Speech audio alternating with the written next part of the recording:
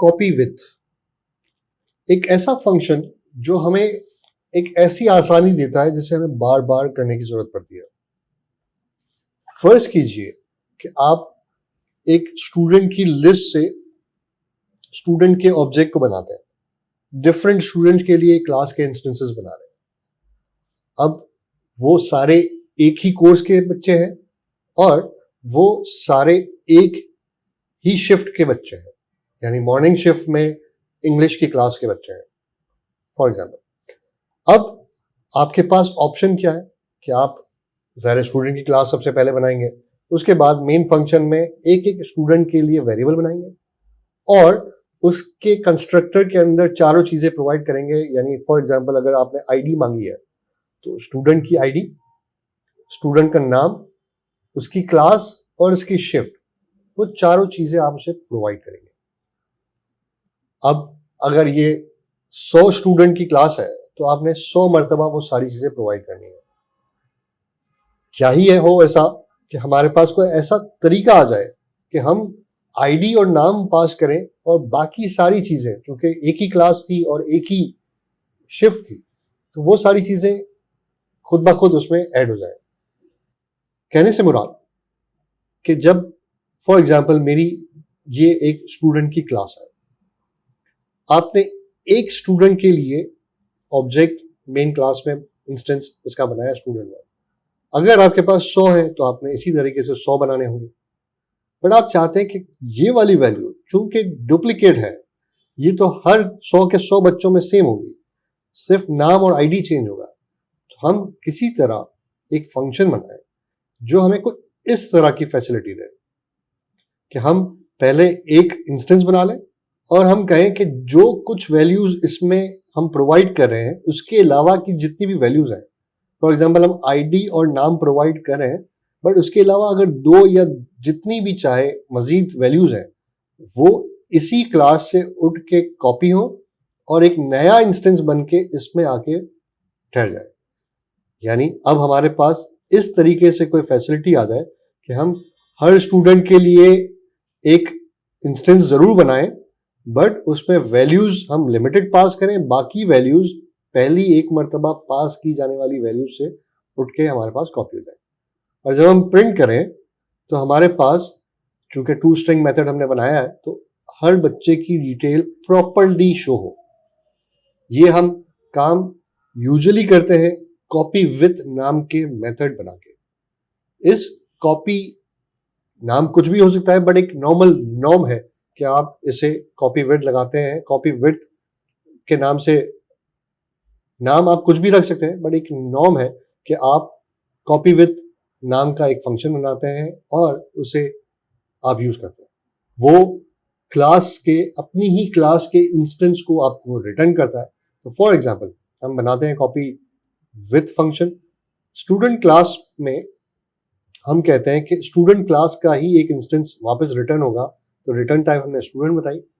Copy with नाम का हमने एक फंक्शन बनाया और उसमें हमने कुछ चीजें रिक्वायर्ड नाम से हमने मांग ली। वो क्या है रिक्वायर्ड?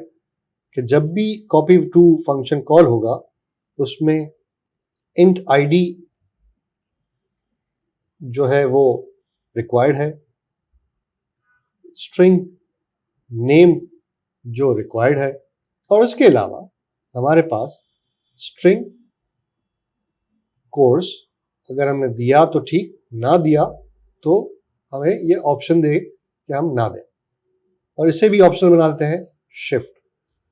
अब हमने 2 फील्ड्स ऑप्शनल बनाई और 2 फील्ड हमने रिक्वायर्ड बनाई। इसकी बॉडी को इंप्लीमेंट करते हैं।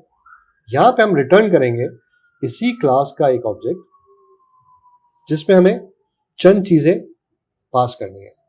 इन चंद चीजों में हम चूंकि आईडी और नेम तो हमने रिक्वायर्ड रखा है, वो तो आनी है, वो तो आ जाएंगी, बट जो कोर्स और शिफ्ट है उसको हमने नलेबल रखा है, ऑप्शनल रखा है। तो आप देख सकते हैं यहाँ पर रेड लाइंस भी आ रही है।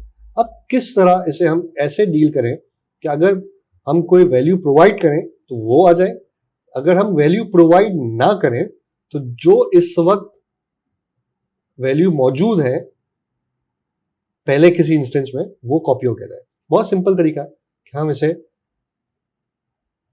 इस तरीके से अगर हम लिख दें तो हमें मालूम है कि इससे मुराद कि अगर नल है तो ये वाली वैल्यू यूज कर दो, अगर नल नहीं है तो ये वाली वैल्यू यूज कर दो। इसी तरह हम इस पे भी इसी तरह हमने इसे बता दिया कि अगर ये वैल्यू नल है तो आप डबल क्वेश्चन मार्क के बाद नल सेफ्टी फीचर के इस नल कंडीशंस को चेक करने के बाद वाले ऑपरेटर वैल्यूज को ऐड कर दें।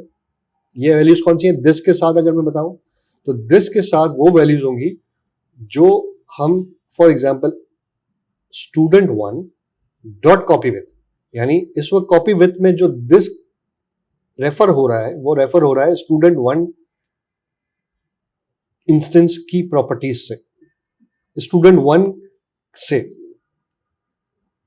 अगर मैं इस वक्त ये बताऊं कि स्टूडेंट वन डॉट कॉपी में जो this method use this keyword refer हो रहा है वो टेक्निकली इस इंस्टेंस जिसके साथ हमने इसे कॉपी किया है इस इंस्टेंस की बात कर रहे हैं। यानी मैं अगर इसको इस तरह लिखता बिहाइंड द सीन वो कुछ इस तरह काम हो रहा होगा student one dot ship.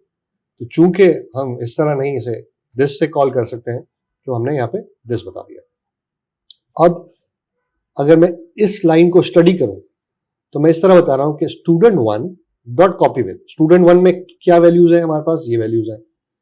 Copy with function हमने इस स्टूडेंट वन का कॉल किया है जिसमें हमने दो वैल्यूज जो रिक्वायर्ड है वो पास की हैं, ये दो रिक्वायर्ड वैल्यूज आ गई।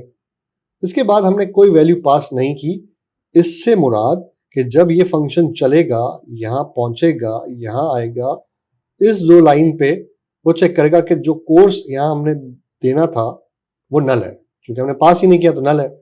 जब हमने पास नहीं किया तो अब ऑलरेडी मौजूद जो वैल्यूज थी स्टूडेंट वन में, यानी ये वाली वैल्यूज, वो उठा के उसे कॉपी कर देगा। अब इसी तरह मैं सारी जगहों पे इसे कर सकता हूं।